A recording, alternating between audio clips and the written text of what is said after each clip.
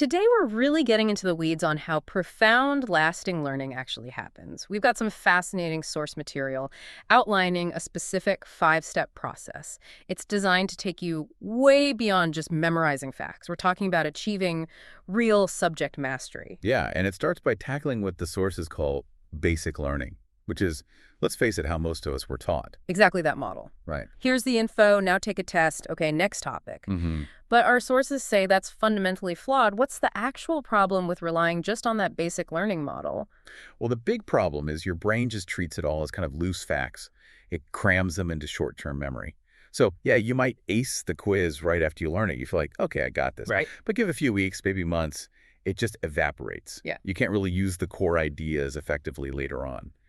And critically, the sources stress this. It's a failure of the method, not a failure of the person learning. Okay, so the method itself is broken for long-term understanding. We need something different, a new structure maybe, an architecture built for deep learning. This isn't about flashcards, is it? It's engineered for real mastery and built on, what, three main pillars? That's right, 3 pillars. So the sources use this phrase, engineer's understanding. It sounds quite technical, almost industrial. Can you break down what's actually under the hood? What makes this system supposedly so intelligent? Yeah, engineers is a strong word, but it reflects the deliberate design. It's not just throwing features together. It really rests on 3 core foundations working together. First, there's a very solid base of cognitive science. We're talking Nobel Prize-winning research, plus 31 other really significant studies in educational science. That's the engine, the what works part. Okay, hardcore science. What are the other two pillars? The second is the pedagogical approach, inspired by the Finnish education system, which is, famous for prioritizing depth over just covering tons of material superficially. Depth over breadth. Makes sense. And the third? Cutting-edge artificial intelligence, AI. Okay, I get the science part. But how do you actually blend a national education philosophy, like Finland's, with AI? How does that work in practice? Well, the AI isn't just like recommending content. It's actually enforcing the structure that reflects those Finnish principles. It makes sure you really nail one concept, get that deep, solid understanding before you're allowed to move on. It prevents that quick, shallow coverage. Ah, I see. So the science tells us how the brain learns best, the Finnish model sets the goal, deep mastery, and the AI manages the personalized delivery and enforces that rigorous progression for you, the learner. Got it. So that structure, that rigor, it leads directly to these two big goals the sources identify, moving us beyond that flawed basic learning. What are those stages? So the first stage they define as deep learning. This is where you're actively building real lasting skills.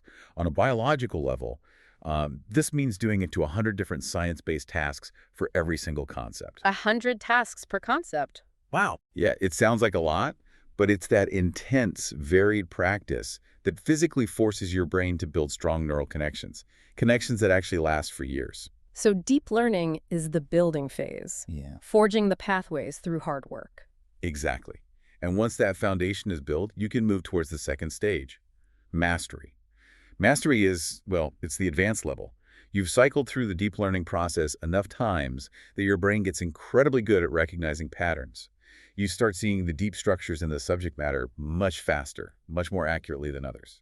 So it's not just knowing things anymore. No, it's developing that expert intuition, the ability to innovate, to tackle problems you haven't seen before, and, yeah, often to lead effectively in that field.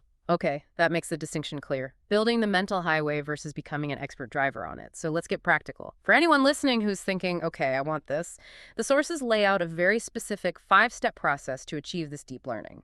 Step 1 seems straightforward. Choose your subject. Yep, pretty simple logistics. You log into a free account, browse the library, and pick something. And what's the range of subjects in there? It's pretty vast. Over 300 paid options last time I checked. And it's very much geared towards the professional sphere. Think business leaders, decision makers, employees, and all sorts of organizations, big companies, startups, nonprofits, consulting firms, also school leaders, educators, parents, even job seekers. Wow, okay, so it really covers a lot of ground professionally. The sources also mentioned accessibility, right? Something Right. about free subjects. That's right. There are 4 subjects completely free: education, strategy, and office politics, which is great because it means anyone can start learning the method without needing to pay up front. Right, you can try the process itself. Okay, so step 2, consume content in 3 difficulty levels. How does breaking it down like that help? Does it stop you from feeling totally swamped? Exactly. The content is structured hierarchically, three distinct difficulty levels. It's a deliberate design choice to reduce cognitive load. So instead of hitting you with everything at once, which can be overwhelming, you build up your understanding layer by layer, like building a really solid foundation before adding the next floor. And this isn't just generic content, is it? It's personalized. Yes, the AI tailors the presentation based on your learning patterns and preferences. Plus, the curriculum itself is guided by a world-class expert in that subject. And crucially, you have control. If something's unclear, you can drill down for more detail or even ask for a different explanation, a different perspective, right there and then. So you ensure that first layer of understanding is really solid before you move into the heavy lifting. Precisely. That foundation is key for what comes next. Which brings us to step 3. Engage in rigorous science-based practice. You called this the engine room earlier. This sounds like where the real transformation happens. Up to 100 tasks, you said. This is the absolute core of the process. And no, these aren't your standard multiple choice questions, not at all. These tasks are specifically engineered using those 32 cognitive science principles we touched on. Things like interleaved practice, mixing different concepts, and varied retrieval, recalling information in different ways. So what's the point of all that variation and rigor? It's designed specifically to force your brain to connect with the material from many different angles, often simultaneously. It makes you really grapple with it. And here's the kicker the sources emphasize.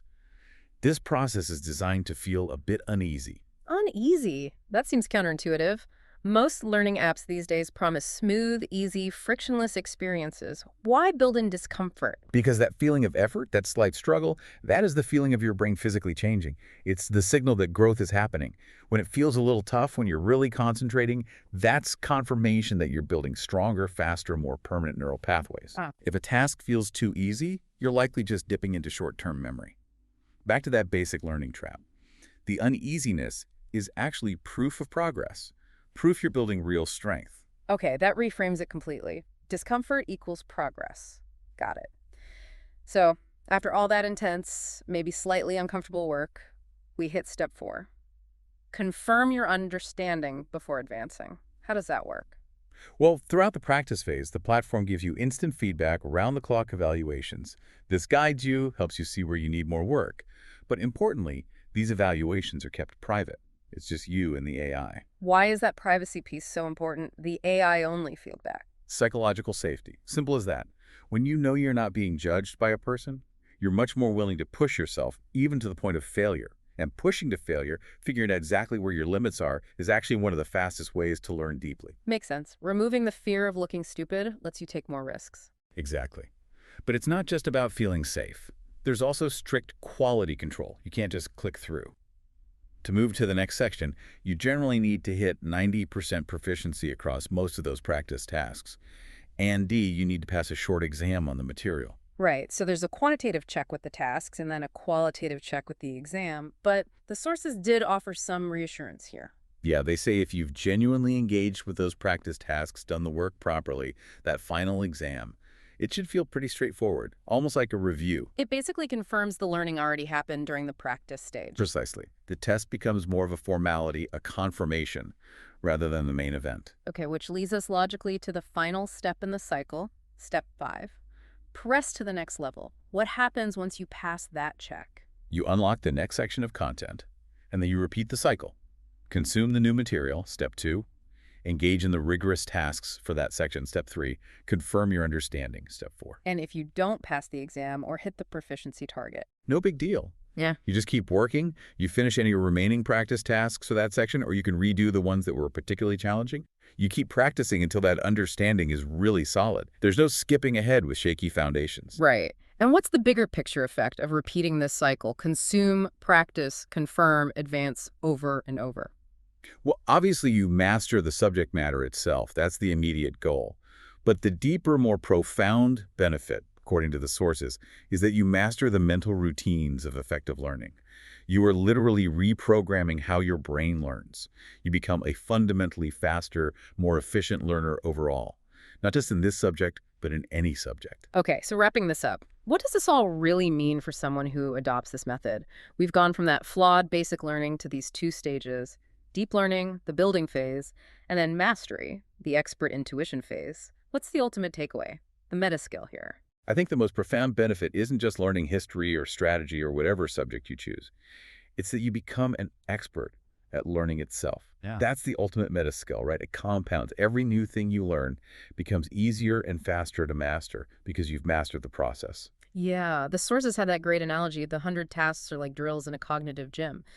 So when you finally master that first subject using this system, what have you really gained beyond the content? You've gained perfect form on every single one of those mental exercises.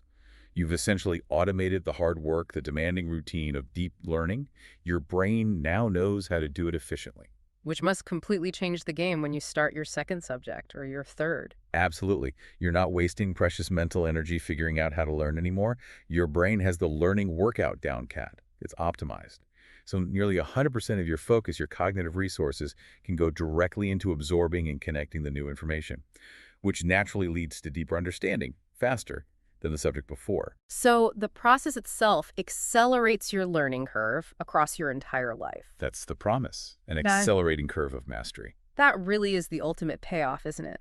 The ability to choose anything you want to learn and know you have a process to master it with increasing speed and effectiveness basically forever. So here's a thought to leave you with. If the hard part of learning the process became almost automatic, allowing you to just pour your energy into the content itself, what's the first complex thing you would choose to master?